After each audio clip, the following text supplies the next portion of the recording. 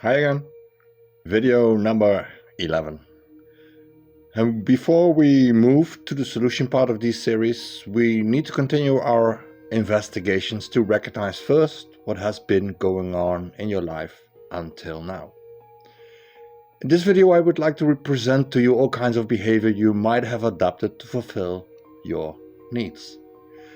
And as we saw in the Bermuda Triangle of Hope videos, it only leads to more darkness in your life.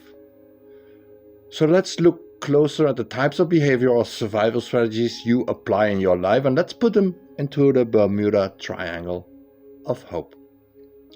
The first one, behaving over-responsible. Not only constantly being the one feeling responsible for the work that has to be done, but also feeling responsible for other people's happiness. You developed a strong sense of unhappiness with other people. You can sense it from a mile away.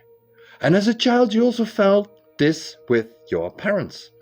It does not feel safe for a child to have unhappy parents, because this may disrupt the nest you live in. And when your nest falls apart, you will have to take care of your own needs.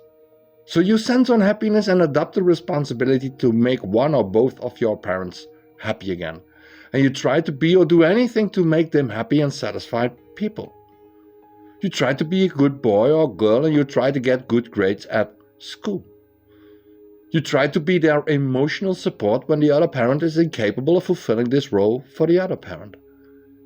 It feels as if your life depends on making them happy, and in a way, it is. Because you cannot survive independently as a child, because they are your caretakers. And an unhappy nest feels very threatening and unsafe. As an adult, you still quickly pick up unhappiness with others. And immediately you feel the same pressure to be or do something to solve this unhappiness for them, which leads to pressure and stress on you. As if your life still depends on succeeding in this mission to make other people happy. It's a trigger from the past, childhood past, and therefore childhood trauma working out again. Hoping that your adapting this responsibility leads to a sense of safety, validation, self-value, and appreciation. And it does not in the end. Simply because it can never be your responsibility to make someone else happy, and in the end you will never succeed.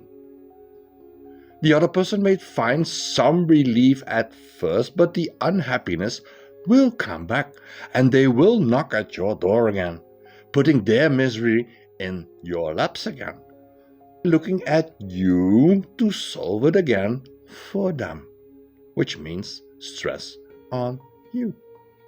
Next one. Pleasing. You put yourself second or even last to make the other person satisfied or even happy.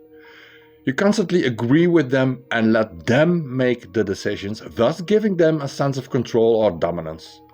And you adopt a perfect intuition for what they want and need and act according to their desires, which are not necessarily yours. Thus, you hope it brings you appreciation, validation, a right to exist, and a sense of living up to expectations from your environment.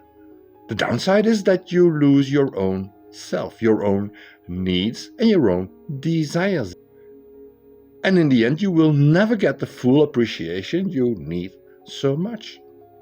So the pain gap inside you will never be filled entirely, and in the end, this leads to frustration and worse. You feel like a slave chained to your life circumstances. Next one, perfectionism. You adopted the thought that being perfect will bring you, finally, appreciation you crave so much. And when you are perfect, you are safe.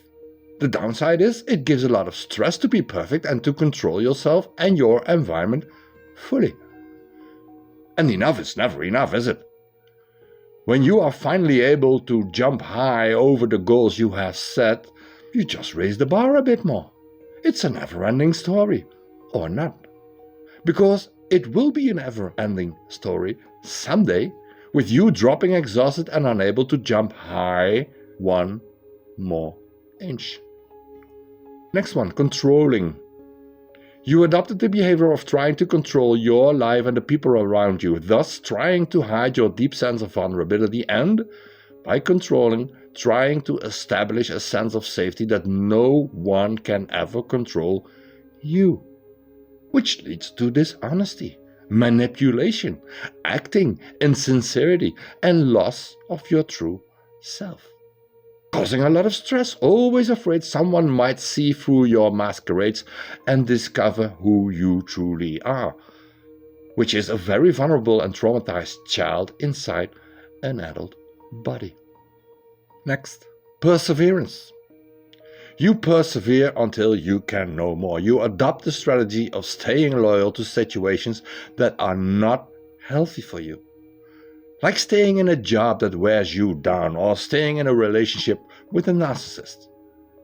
You know it's not a healthy situation for you, but still, you persevere, hoping that one day you will receive what you need so much or try to cling on to some sense of safety because the abuse resonates with familiar experiences from the childhood past, and therefore it at least feels somewhat safe. You know this, and you feel confident, again, because this is what you know from the past. And it does give you some safety and confidence. The downside is it only does not make you happy, and it brings you a lot of stress. These are just a few types of behavior as mentioned in our stress video number 7. Hopefully these examples gave you some insight into how the Bermuda Triangle of Hope works and how hope is created as a result of adaptive behavior or survival strategies, which are set in motion by the triggers that pulled you out of your inner peace state. The IPS again. Hopefully it shows you that the strategies you adapted are programmed inside your mind to fulfill your needs, the universal needs of every child, and that this always results in disappointment and more darkness. With these videos, we are still in the phase of recognizing what has been happening, what has been going on in our lives. And this is very important because we cannot lay a proper foundation for change and transformation without knowing why this happened. So, hold on, hold your horses for a moment and be patient as we move on to the following videos. Thank you again. I salute you.